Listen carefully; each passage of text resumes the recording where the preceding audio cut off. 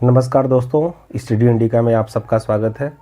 हम लोग देखेंगे आज हफ्ते भर की जो भी महत्वपूर्ण करंट अफेयर्स की घटनाएं हैं उनके बारे में। सबसे पहले हम लोग चर्चा करेंगे अंतर्राष्ट्रीय खबरों पर। हाल ही में वियतनाम के नए राष्ट्रपति बने हैं वो वान थुआंग। इनका नाम याद रखिएगा। वियतनाम जो है दक्षिण पूर्व एशिया का देश है जिसकी राजधानी हनोई है और यहाँ के राष्ट्रपति नए निर्वाचित हुए हैं वो वान थुआंग।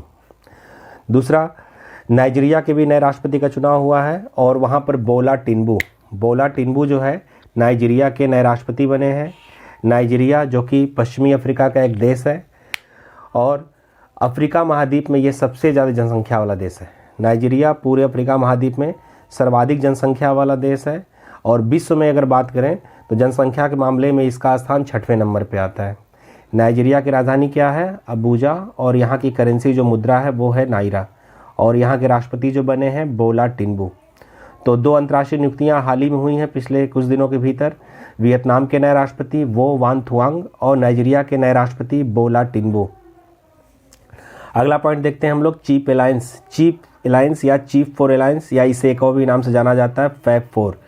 ये क्या है? हाल ही में इसकी बैठक अभी जल्दी 26 फरवरी एक हफ्ते पहले इसकी बैठक हुई है, इसलिए चर्चे में है।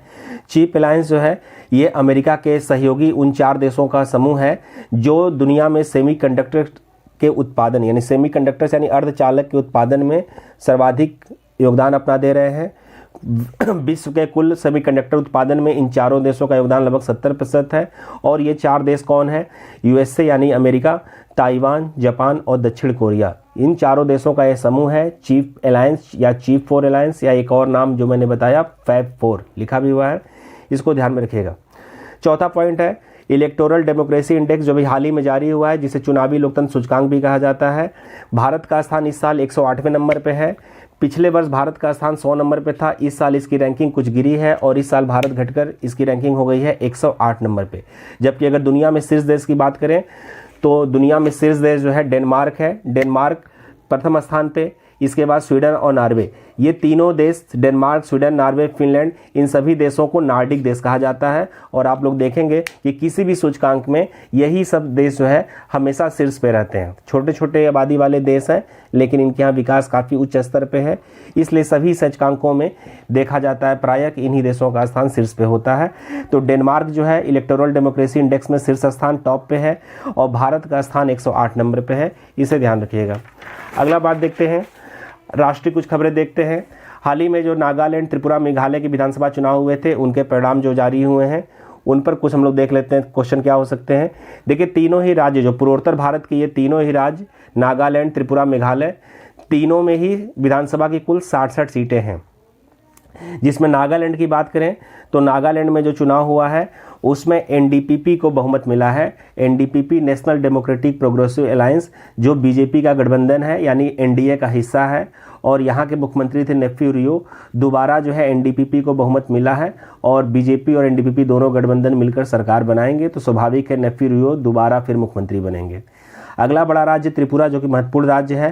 त्रिपुरा में बीजेपी को लगातार दूसरी बार बहुमत मिला है। त्रिपुरा के मुख्यमंत्री थे मानिक साहा और उनके नेतृत्व में बीजेपी ने दूसरी बार फिर यहाँ चुनाव जीता है तो उनके मुख्यमंत्री बनने की फिर से संभावना है, वही शपथ ग्रहण लेंगे। तीसरा राज्य मेघालय। मेघालय में जो है किसी भी पार्टी को स्पष्ट बहुमत नहीं मिला है लेकिन एनपीपी नेशनल पीपुल्स पार्टी जो कॉनराड संगमा की पार्टी है वो सबसे बड़ी पार्टी बनी है और कुछ और सहयोगी दलों का साथ लेकर जिसमें बीजेपी भी शामिल है सरकार इन्हीं की बनने की बताई जा रही है। तो ये तीनों राज्य नागालैंड, त्रिपुरा, मेघालय, तीनों के चुनाव परिणाम को ध्यान रखिएगा। यहाँ पर एक परीक्षा जुड़ी महत्वपूर्ण जो खबर है वो है हेकानी जाखालू। हेकानी जाखालू ये नागालैंड से पहली महिला विधायक चुनकर आई हैं।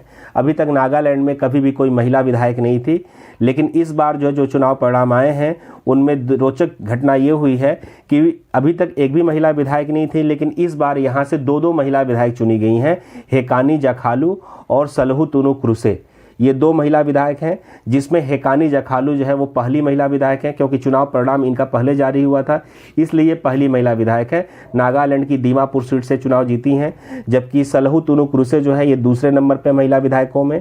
नागालैंड की पश्चिमी अंगामी सीट से इन्होंने चुनाव जीता है और बहुत ही कांटे की टक्कर में 7 वोटों से चुनाव जीत पाई हैं। लेकिन परीक्षा के लिए आपको हेकानी जखालू का नाम बिल्कुल बहुत ही महत्वपूर्ण याद रखिएगा, क्योंकि पहली महिला विधायक है, सवाल पूछा जा सकता है परीक्षा में।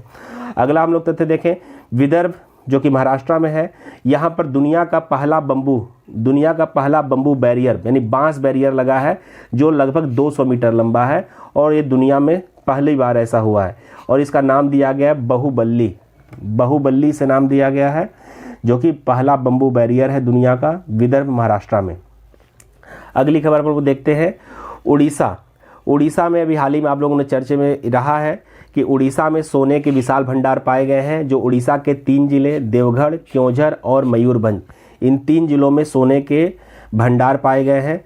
अभी आज से 2 हफ्ते पहले आप लोगों ने खबर देखी होगी कि जम्मू कश्मीर में लिथियम के भंडार पाए गए थे, और अब उड़ीसा के 3 जिलों में सोने के बड़े भंडार पाए गए हैं। तो भारत को ये 2 बड़ी उपलब्धियां हाल ही में हासिल हुई हैं, जम्मू कश्मीर में लिथियम के भंडार और उड़ीसा में सोने के भंडार।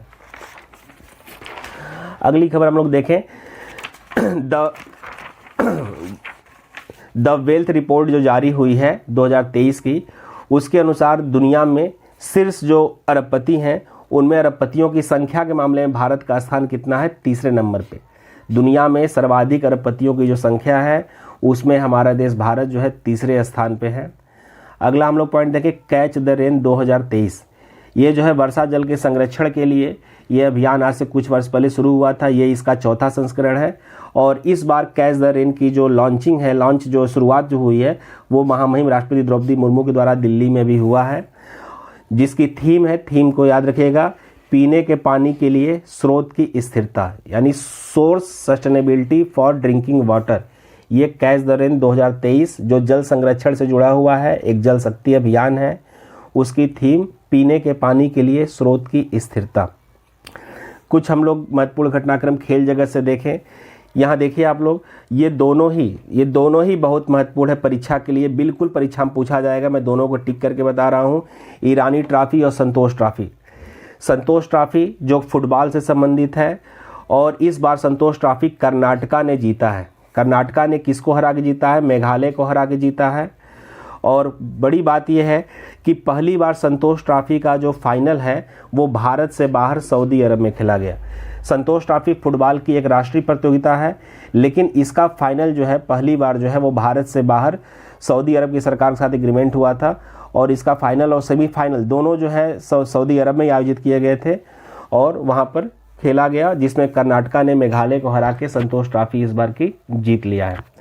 अगला जो महत्वपूर्ण है वो है ईरानी ट्रॉफी, जो परीक्षा में पूछा जाता है। ये घरेलू क्रिकेट टूर्नामेंट में Irani trophy, Dilip trophy, Ranji trophy, ये सब परीक्षाओं में पूछे जाते हैं। तो इस बार ईरानी ट्रॉफी किसने जीता है? रेस्ट ऑफ द इंडिया, शेष भारत की जो टीम है उसने मध्य प्रदेश को हरा के इस बार का ईरानी कप टूर्नामेंट जीता है, और ये टूर्नामेंट का फाइनल हुआ था ग्वालियर के रूप सिंह स्टेडियम में हुआ था, जहाँ पे शेष भारत की टीम ने मध्य प्रदेश को हरा के ईरानी ट्रॉफी पर कब्जा जमाया। ठीक, अगला हम लोग पॉइंट देखते हैं, क्रेग फुलटन कौन है? ये भारतीय पुरुष हॉकी टीम के नए कोच नियुक्त हुए हैं। अभी भारतीय टीम को जो है वो जो विश्व कप हॉकी में जो करारी हार मिली थी, उसके बाद से कोच को बदल दिया गया था, और उसकी जगह नए कोच आए हैं क्रेग फुलटन, जो भारतीय पुरुष हॉकी टीम के नए कोच होंगे। अगला पॉइंट देखें, डी मुकेश कौन है? भारत के ग्रैंड मास्टर हैं, और एशिया शतरंज महासंघ द्वारा इनको हाल ही में प्लेयर ऑफ द ईयर 2023 घोषित किया गया है। याद रखिएगा, डी मुकेश भारत के शतरंज ग्रैंड मास्टर हैं, एशियाई शतरंज महासंघ के द्वारा इनको प्लेयर ऑफ द ईयर 2023 घोषित किया गया है। ग्रैंड शतरंज से जुड़ी एक और बड़ी खबर है, सयंतन दास कौन है? सयंतन दास भारत के 81वें शतरंज ग्रैंड मास्टर बने हैं। भारत के 81वें शतरंज ग्रैंड मास्टर सयंतन दास, याद रखिएगा नाम इनका। आते हम लोग फुटबॉल से जुड़ी कुछ फीफा के जो अवार्ड मिले हैं। फीफा जो कि अंतर्राष्ट्रीय स्तर पे जो फुटबॉल का जो एसोसिएशन है उसको फीफा बोलते हैं। फीफा की ओर से इस बार पुरुष श्रेणी में जो है सर्वश्रेष्ठ फुटबॉलर चुना गया है लियोनेल मेसी जो कि अर्जेंटीना के हैं, उनको सर्वश्रेष्ठ पुरुष का फुटबॉलर घोषित किया गया है। जबकि महिलाओं की श्रेणी में स्पेन की एलेक्स पुटलेस जो स्पेन की हैं, उनको सर्वश्रेष्ठ महिला फुटबॉलर का अवार्ड घोषित किया गया है। इसके अलावा आगे हम लोग खबर देखें, महिला प्रीमियर लीग जिसको हम ओपन प्रीमियर लीग कहते हैं, आईपीएल की तर्ज पर बीसीसीआई के द्वारा ये पहली बार भारत में इसकी शुरुआत की गई है, यानी महिला IPL इसको हम कह सकते हैं। उसका ये प्रथम संस्करण है जिसका उद्घाटन जो है पहला मैच नवी मुंबई में खेला गया और पहला मैच जो है वो मुंबई इंडियंस और गुजरात जायंट्स के बीच में खेला गया था। कुल 5 टीमें इस महिला प्रीमियर लीग में रखी गई हैं, जिसमें मुंबई इंडियंस और गुजरात जायंट्स के अलावा RCB बेंगलुरु, दिल्ली कैपिटल और यूपी की टीम है यूपी वॉरियर्स। ये कुल 5 टीमें खेल रही हैं इस बार की महिला IPL, जिसको महिला प्रीमियर लीग कहा जा रहा है। आगे कुछ और महत्वपूर्ण खबर देखें। फ्रिंजेक्स सैन्य अभ्यास जो आज 7 मार्च आज की डेट पे ही ये शुरू हुआ है। केरल की राजधानी तिरुवनंतपुरम में के पास में ही इसको ये सैन्य अभ्यास किया जा रहा है भारत और फ्रांस की सेनाओं के बीच। फ्रिंजेक्स सैन्य अभ्यास 2023 भारत और फ्रांस की सेनाओं के बीच ये युद्धाभ्यास हो रहा है। याद रहेगा, इस पर एक अलग से हम टॉपिक देंगे, आपको मैटर देंगे, जिसमें जितने भी महत्वपूर्ण सैन्य अभ्यास हैं जो परीक्षाओं की दृष्टि से महत्वपूर्ण है। वैसे तो सैन्य अभ्यास की संख्या इस समय 100 से ज़्यादा हो चुकी है अगर देखें तो, लेकिन तकरीबन 20-25 सैन्य अभ्यास ऐसे हैं जो परीक्षाओं में बार बार पूछे जाते हैं। उनकी एक अलग से हम लिस्ट बना के आप लोगों को हम प्रोवाइड करेंगे। आगे देखिए, इस किताब की लॉन्चिंग हाल ही में हुई है। महत्वपूर्ण किताब है इंडियाज वैक्सीन ग्रोथ स्टोरी, जो कि सचिन सिंह यादव के द्वारा लिखी गई है और हाल ही में भारत के स्वास्थ्य मंत्री मनसुख मांडविया के द्वारा इसका विमोचन किया गया है। तो इस किताब का नाम याद रखिएगा, जो वैक्सीन ग्रोथ पर लिखी गई थी, India's vaccine growth story, Sachin Singh Yadav. तो दोस्तों, हमारे चैनल को सब्सक्राइब कीजिएगा और फिर से हम करंट अफेयर्स की वीडियो फिर हम आगे भी लेके हम लोग मौजूद रहेंगे।